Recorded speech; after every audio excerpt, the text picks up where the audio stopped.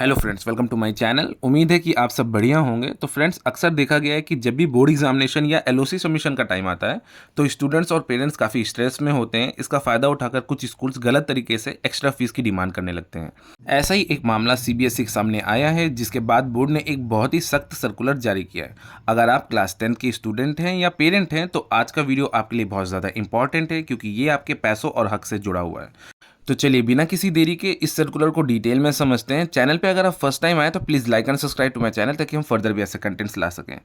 अब बात करते हैं इस सर्कुलर के बारे में। तो ये सर्कुलर 30 मार्च 2026 को जारी किया गया है। इसका मेन सब्जेक्ट है provision of collection of unauthorise fees, यानी कि स्कूल द्वारा ली जाने वाली गैर कानूनी फीस पर रोक। सीबीएसई ने क्लास 10 के सेकेंड बोर्ड एग्जामिनेशन के लिए लिस्ट ऑफ कैंडिडेट्स यानी कि एलओसी भरने के लिए प्रोसेस को 3 फेजेस में डिवाइड किया है। फेज़ 1 की बात की जाए तो इस फेज़ में सिर्फ एलओसी भरा जाएगा, यानी कि लिस्ट ऑफ कैंडिडेट्स की डिटेल ही भरी जाएंगी। इसमें किसी भी तरह की कोई भी फीस नहीं देनी है। इसका मकसद सिर्फ ये पता लगाना है कि कितने बच्चे एग्जाम देना चाहते हैं, ताकि सीबीएसई बोर्ड तैयारी कर सके। अब बात करते हैं फेज़ 2 और फेज़ 3 की, जो सबसे क्रूशियल है। इन फेजेस में स्टूडेंट्स के पास में फुल कंट्रोल होता है। अगर आपको लगता है कि आपको कोई नया सब्जेक्ट ऐड करना है, किसी को ड्रॉप करना है यानी कि हटाना है, या अपना कैंडिडेट में कोई अल्टरनेशन यानी कि कोई बदलाव करना है, तो आप इन फेजेस में करवा सकते हैं। एग्जामिनेशन फ़ी की बात की जाए तो इन्हीं फेजेस में आपको अपनी एग्जामिनेशन फ़ी पे करनी होती है। ध्यान रहे, ये फ़ी सिर्फ वही होगी जो सीबीएसई ने ऑफिशियली मांगी है, जैसा कि सर्कुलर पे मेंशन था।